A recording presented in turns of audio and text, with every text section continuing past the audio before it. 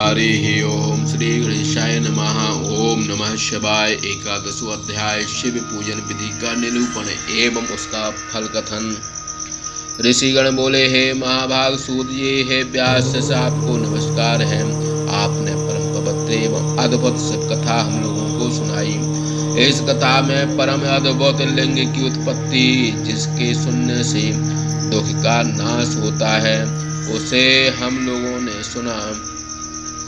अब हे दयानिधि ब्रह्मा तथा नारद का संवाद स्मरण कर आप शिवार्चन विधि कहिए। जिस शिवार्चन से भगवान सदा शिव सर्वदा संतुष्ट होते हैं, वैसे तो ब्राह्मण, क्षत्रिय, वैश्य एवं शूद्र चारों वर्ण शिव का पूजन करते हैं, किंतु शिव का पूजन किस प्रकार करना चाहिए, जैसा आप व्यास जी के मुख से सुने हो, उसे आप हमसे कहिए। ऋषियों के श्रुति सम्मत एवं कल्याणकारक वचन सुनकर सूत जी मुनियों के प्रश्न के अनुसार कहने लगे। सूत जी बोले, हे मुनीश्वरों, आपने ये रहस्य बहुत अच्छा पूछा है। मैं आज इस रहस्य को अपनी बुद्धि के अनुसार जैसा सुना है वैसा कहता हूँ। जिस प्रकार आप लोगों ने मुझसे पूछा है, वही प्रश्न व्यास जी ने सनत कुमार से पूछा था, जिसे उपमन्यु ने सुना। फिर उन वेद व्यास ने सनत कुमार से शिव पूजा की सारी विधि सुनकर लोग के हित की कामना से मुझको पढ़ाया, और उपमन्यु ने उसी शिवार्चन विधि का उपदेश श्री कृष्ण को किया, जैसा कि पूर्व काल में ब्रह्मा ने नारद को आदेश किया था। वह सब मैं आप लोगों से कहता हूँ। ब्रह्मा जी बोले, हे नारद जी, मैं संक्षेप में लिंग पूजा की विधि कहता हूँ, तुम उसे सुनो, क्योंकि विस्तार से लिंग पूजा का विधान कोई 100 वर्षों से भी नहीं कह सकता। शिव जी का स्वच्छ एवं सनातन रूप परम सुखदायक है, अतः संपूर्ण मनोरथों की सिद्धि के लिए परम भक्ति के साथ शिव का पूजन करना चाहिए। दारिद्र्य, रोग, दुख, शत्रुजन पीड़ा एवं कायिक, वाचक, मानसिक तथा सांसारिक 4 प्रकार के पाप तभी तक रहते हैं जब तक शिव की पूजा नहीं की जाती। सदा शिव के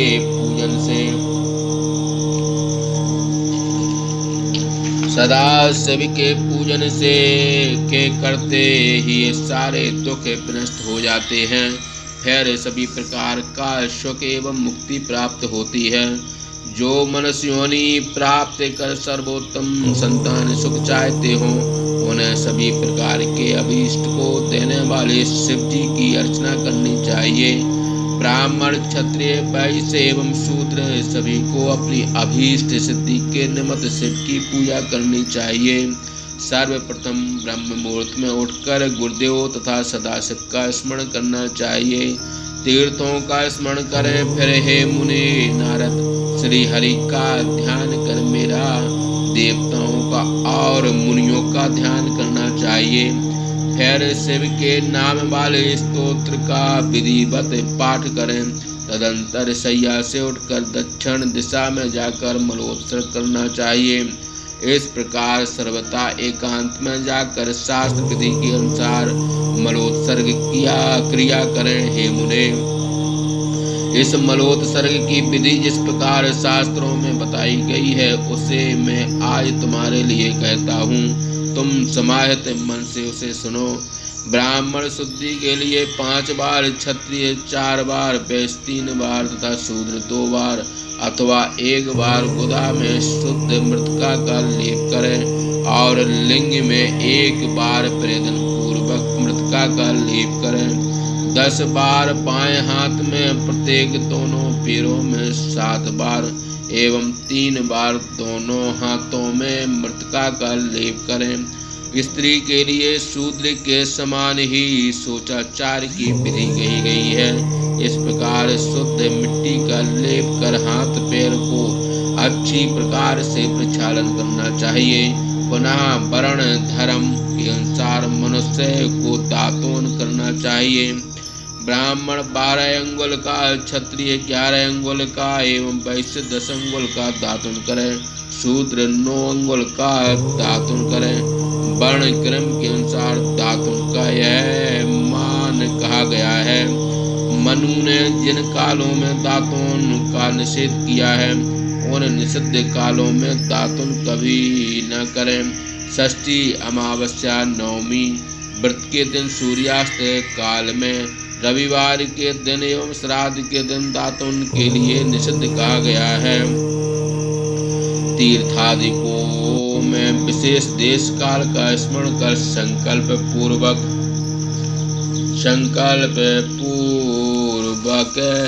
मंत्र पढ़ते हुए साविधि स्नान करना चाहिए। फिर धोत वस्त्र धारण करने के पश्चात आचमन करें और एकांत तथा अच्छे स्थल में बैठकर संध्योपासन करें। यथा योग संध्या विधि की क्रिया कर पूजा प्रारंभ करें। सर्वप्रथम पूजा गृह में प्रवेश कर मन को समाहित करें। समस्त पूजा की सामग्री एकत्रित कर आसन पर बैठें। पहले न्यास आदि का विधान कर तदंतर शिव का पूजन करें। सर्वप्रथम गणेश का, अनंतर द्वारपालों दिक्पालों का पूजन कर शिव जी की पूजा के लिए पूजा सामग्री के समीप ही अष्टदल कमल का आसन निर्माण करें। फिर स्यों बैठ कर उस अष्टदल कमल के आसन पर शिव जी को स्थापित करें। 3 बार आचमन कर हाथ धोवें। पुनः 3 प्राणायाम कर 3 नेत्र एवं पंचमुख 10 भुजा वाले सोते स्फटिक के समान शुभ्र वर्ण वाले सर्वाभरण भूषित व्याघ्र चरम का उत्तरीय धारण किए हुए शिव के स्वरूप का ध्यान करें, जिससे सभी प्रकार का पाप नष्ट हो जावे। परमेश्वर शिव को आसन से उठाकर उनका पूजन करें। अनंतर देह शुद्धि कर मूल मंत्र से न्यास करें। शिव पूजन में सर्वत्र प्रणव द्वारा ही खड़न्यास एवं हृदयान्यास कर शिव की पूजा प्रारंभ करें। सर्वप्रथम पात्र अर्घ्य एवं आचमन के लिए पात्र स्थापित करें। बुद्धिमान पुरुष शास्त्र विधि के अनुसार 9 घड़ों को स्थापित करें। घट स्थापन की विधि इस प्रकार है। सर्वप्रथम घड़ों को अच्छी प्रकार से प्रक्षालन करें तथा उत्तम शीतल जल से उसे पूर्ण कर कुशा से आच्छादित करें। बुद्धिमान पुरुष द्रव्यों को देखकर ओमकार पूर्वक तदत द्रव्यों का निक्षेप उस घड़े में करें। पाद के लिए जल में उसीर एवं चंदन दें और आचमन में जायफल, कंकोल, कपूर, बटमूल तथा तमाल पत्र का चूर्ण मिलाकर देवें। बंदनादि पदार्थ सभी पात्रों में छोड़ देवें। देव महादेव के पार्श्व भाग में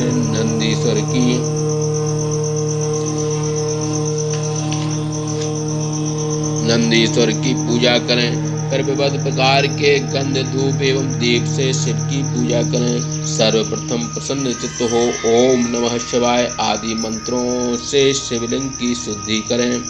पुनः ओमकार पूर्वक स्वास्तिक तथा पद्म आदि आसनों का निर्माण करें। उससे पूर्व दिशा की ओर अणिमामय अक्षर की, दक्षिण की ओर लघमा की, पश्चिम की ओर महिमा की, उत्तर की ओर प्राप्ति की, अग्निकोण में प्राकम, नैऋत्य में ईशत्य, वायव्य में वासत्य एवं ईशान कोण में सर्वगत की कणका में सोम के नीचे सूर्य की, उसके नीचे पावक की एवं उसके नीचे धर्मार्कों की स्थापना करें। अव्यक्त आदि की ओर चारों दिशाओं में एवं सोम के अंत में 3 गुणों की कल्पना करें। फिर संदोजातम प्रपद्यामि इस मंत्र से परमेश्वर का आह्वान करें। वामदेव इस मंत्र से आसन पर स्थापित करें। रुद्र गायत्री से शिव का सानंद तथा अघोरोभूत इस मंत्र से लिंग में शिव का निरोध करे। ईशानाय सर्व विद्या नाम इस मंत्र से शिव को पाद्य आचमनीय अर्घ्य प्रदान कर साविधि उनका पूजन करें। पंचगव्य की विधि के अनुसार रुद्र को एक पात्र में रखकर गंध युक्त चंदन मिश्रित जल से स्नान करावे। पुनः प्रणव मंत्र के द्वारा संपूर्ण कामनाओं को प्रदान करने वाले शिव को दूध दही मधु इक्षुरस घृत के द्वारा अलग अलग स्नान कराकर पंचगव्य से शिवलिंग को स्नान करावे। फिर प्रणव मंत्र के द्वारा पुण्य द्रव्यों से महादेव का पूजन कर अभिषेक करें। अभिषेक की विधि इस प्रकार है। किसी पवित्र जल पात्र में साधक श्वेत वस्त्र से जल को छान कर मंत्र पढ़ते हुए जल छोड़े। उस पात्र को अभिषेक के लिए तब तक दूर न करे जब तक उसमें चंदन न डाले। पुनः अखंड सुंदर चावलों से प्रसन्नता पूर्वक भगवान शिव का पूजन करें। कुशा अपा मार्ग कपूर जाति चंपक पाटल कनेर मल्लिका कमल तथा अनेक दूसरे अपूर्व फूल तथा चंदन आदि से पूजन कर शिव के ऊपर अभिषेक करने के लिए जलधारा छोड़नी चाहिए। अनेक प्रकार के पात्रों में जल भरकर शिव का अभिषेक तथा पूजन करना चाहिए। मंत्र पूर्वक पूजा करने से सभी मनोकामनाएं पूर्ण होती हैं तथा सभी प्रकार के फलों की प्राप्ति होती है। हे तात, मनोरथ को सिद्ध करने वाले उन मंत्रों को मैं संक्षेप में कहता हूँ, तुम सावधान होकर के सुनो।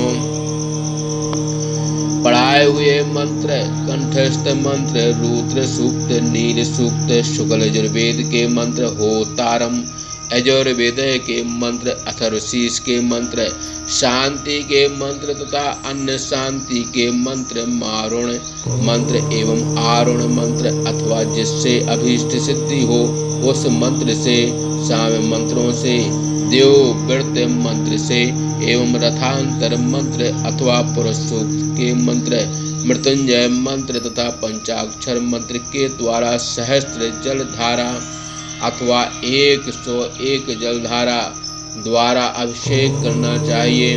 वेद मार्ग से अथवा शिव के नाम द्वारा भी शिव पर अभिषेक की धारा देनी चाहिए। इस प्रकार अभिषेक करने के अनंतर पुनः शिव जी के ऊपर चंदन पुष्पादि एवं मुखवासार्थ तांबूल आदि प्रणव के मंत्रों से चढ़ाना चाहिए।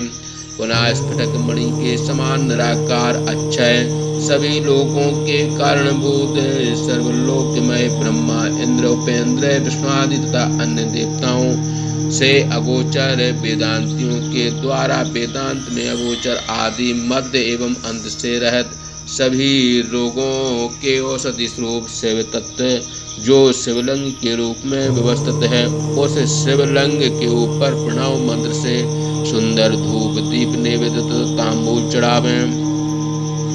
फिर शास्त्र विधि के अनुसार नीराजन एवं नमस्कार करते हुए स्तुति एवं नाना प्रकार के मंत्र पढ़ें। तदंतर अर्घ्य प्रदान कर शिव के चरणों में पुष्प समर्पित कर देव देवेश को प्रणाम कर उनकी आराधना करें। फिर खड़े होकर हाथ में पुष्प लेकर दोनों हाथों को जोड़े हुए ईशान दिशा से इस प्रकार के मंत्रों से प्रार्थना करें। हे शंकर, मैंने ज्ञान से अथवा ज्ञान से जो पूजा की है वह आपकी कृपा से सफल हो। इस प्रकार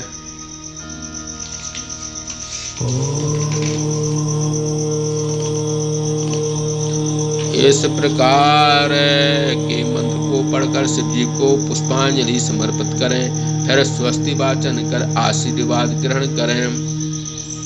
शिव के ऊपर मार्जन तथा नमस्कार कर अपराध क्षमापन करावें। अघोर मंत्र का उच्चारण कर नमस्कार करते हुए सर्वभाव से भगवान शंकर की प्रार्थना करें। हे देवो देव शिव, मेरी भक्ति जन्म जन्मांतर में आप में निरंतर बनी रहे। हे नाथ, मुझे आपके अतिरिक्त और कोई शरण देने वाला नहीं है, आप ही मुझे शरण देने वाले हैं। इस प्रकार संपूर्ण सिद्धियों को देने वाले सदा शिव की प्रार्थना करें। भक्ति युक्त हो विशेष रूप से गले के शब्दों से सदा शिव को प्रसन्न करें। फिर परिवार गणों सहित शिव को नमस्कार करें तो चित्त ग्रह कार्य करें। शिव भक्ति में प्राण होकर जो लोग इस प्रकार से शिव पूजन करते हैं उन्हें प्रतिपद सिद्धि प्राप्त होती है। वह महाभक्ता होता है, उसकी सभी कामनाएं सिद्ध होती हैं। उसे रोग दुख शोक उद्वेग आदि एवं अपने कर्तव्य से प्राप्त दुख कुटिलता तथा विषय प्रयोग आदि जो भी दुख उपस्थित होते हैं उन्हें कल्याणकारी परम कृपालु शिव जी नष्ट कर देते हैं। उसका कल्याण होता है। वह शुक्ल पक्ष के चंद्रमा के समान प्रतिदिन वृद्धि को प्राप्त करता है और निश्चित रूप से शंकर के पूजन प्रभाव से उसके गुणों की वृद्धि होती है। ब्रह्मा जी देवर्षि नारद से कहते हैं कि हे मुनि सत्तम, इस प्रकार मैंने समस्त पूजा की विधि तुमसे कह दिया। हे नारद, इसके उपरांत अब क्या सुनना चाहते हो? इस प्रकार शिवदत्ती भाषा टीका सहित शिव महापुराण के अंतर्गत द्वितीय रुद्र संहिता के प्रथम सृष्टि खंड में पूजा विधि वर्णन नामक 11वां अध्याय समाप्त। बोलिए शंकर भगवान की जय।